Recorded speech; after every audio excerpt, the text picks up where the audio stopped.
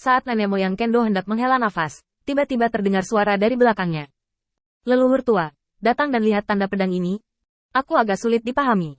Dalam sekejap, leluhur Kendo itu sepertinya terlahir kembali, dan melangkah di depan muridnya, melihat goresan rapi di dinding. Sebuah kata, satu, nenek moyang Kendo yakin bahwa ini adalah sebuah kata, bukan tanda pedang yang diinginkannya. Tidak ada jejak Kendo yang tersisa di jejak ini.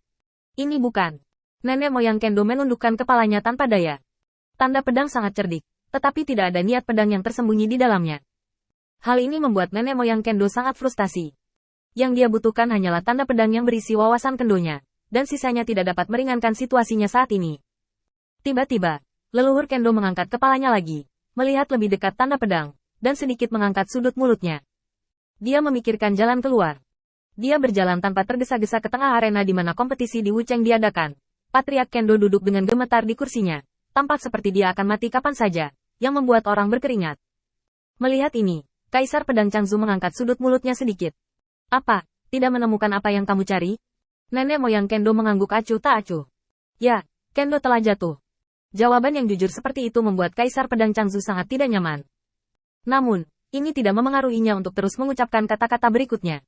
Lalu apa yang akan kamu lakukan? Tidakkah kamu ingin mengandalkan hal-hal ini untuk membuatku menyerah? Nenek moyang Kendo menggelengkan kepalanya sebentar. Tentu saja tidak. Aku bisa merasakan bahwa bakatku membatasiku. Tapi jangan terlalu senang.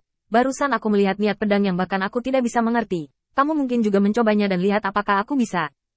Tidak ada penerus di istana Tuhan. Leluhur Kendo memiliki pikiran yang jernih di hati mereka. Dan Kaisar Pedang Changzu mampu mencapai pencapaian hari ini semua berkat latihannya yang tekun. Jika Anda benar-benar ingin mengubah bakat, tidak satupun dari mereka yang terkuat.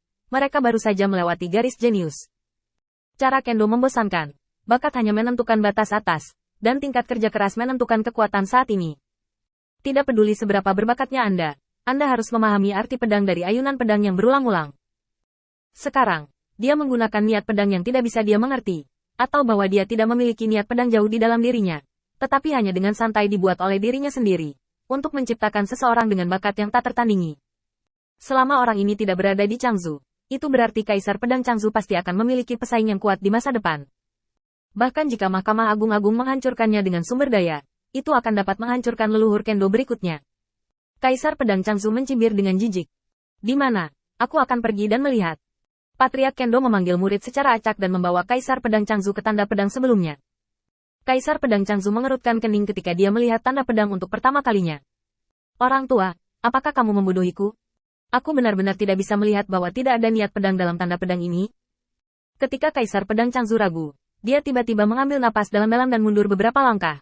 Melihat tanda pedang ini, dia terkejut. Ini. Ketika dia melihat tanda pedang ini, Kaisar Pedang Changzu merasa jijik di dalam hatinya. Awalnya, dia ingin memarahi leluhur Kendo karena kesalahannya. Tetapi dia tidak bisa membangkitkan amarahnya di dalam hatinya. Sebaliknya dia tenang. Di suatu tempat, sepertinya ada kekuatan aneh yang menghentikan amarah di hatinya. Melihatnya sekarang, Kaisar Pedang Changzu bahkan lebih yakin bahwa pikirannya dipengaruhi oleh nafas ini.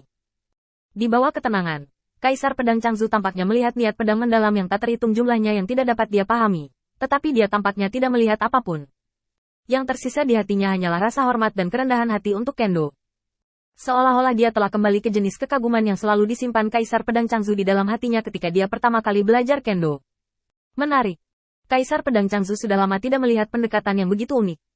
Melihat pemandangan di depannya, hati gelisah Kaisar Pedang Changzu berangsur-angsur menjadi tenang, dan dia memahami tanda pedang yang tidak memiliki niat pedang ini. Senyum dan keterkejutan di wajahnya menghilang saat dia melihat semakin asyik. Seolah-olah dia telah kehilangan jiwanya, mata yang melihat bekas pedang mulai menjadi kosong. Leluhur Kendo menyesap anggur panas dengan santai, dan melihat posisi tanda pedang secara tak terduga. Pada saat itu, leluhur Kendo memiliki firasat buruk di hatinya. Ini bukan waktu yang tepat. Ketika Kaisar Pedang Changzu menyadari keanehan itu, dan kemudian datang untuk menghadapinya, dia akan mengeluarkan retorika yang telah dia persiapkan sebelumnya, dan menghadapinya. Tetapi setelah menunggu begitu lama, banyak cara bagi Kaisar Pedang Changzu untuk datang dan menanyainya telah terbayang di benaknya. Tapi dia tidak pernah menunggu Kaisar Pedang Changzu datang. Nenek moyang Kendo jatuh ke dalam perenungan. Mungkinkah, apakah ada perubahan di sini? Memikirkan hal ini, leluhur Kendo berdiri, dan kemudian duduk perlahan. Tidak. Mungkin ini umpan Kaisar Pedang Changzu. Dia tidak bodoh. Aku harus bersabar dan tidak tertipu. Waktu berlalu dengan tenang sementara Patriark Kendo sangat sulit untuk bertahan. Pasti ada kecelakaan. Leluhur Kendo tidak bisa melakukannya lagi, dan bergegas kembali ke posisi di mana tanda pedang ditemukan sebelumnya.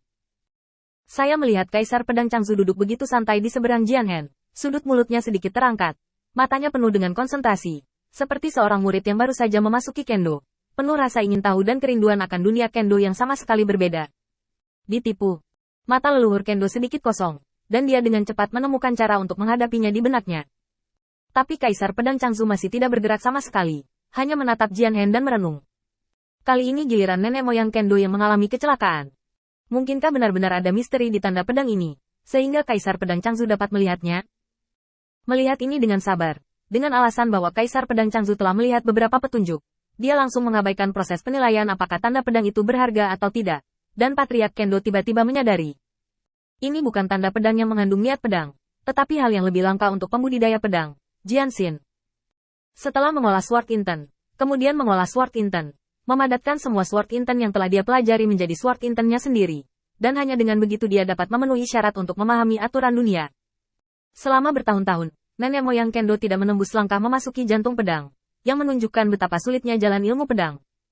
Kali ini, leluhur Kendo akhirnya mengerti perasaan Kaisar Pedang Changzu. Duduk di samping, duduk dengan Kaisar Pedang Changzu. Itu seperti adegan di sekolah di mana lelaki tua berambut putih dan anak-anak itu belajar bersama. Tidak sampai jam 10 siang, setelah Mahkamah Agung mengirim seseorang untuk mendesak mereka, mereka berdua kembali sadar. Tanpa sadar, waktu yang begitu lama telah berlalu. Patriark Kendo dan Kaisar Pedang Changzu bangun hampir bersamaan. Ayo, temukan orang yang meninggalkan bekas pedang ini. Orang tua itu ingin memujanya sebagai guru. Jika ada yang bisa memberikan petunjuk tentang orang yang meninggalkan bekas pedang, saya pasti akan berterima kasih karena telah membantu saya menemukan orang ini. Saya bersedia menukar Changzu Qiancheng dan tidak akan pernah melanggar janji saya.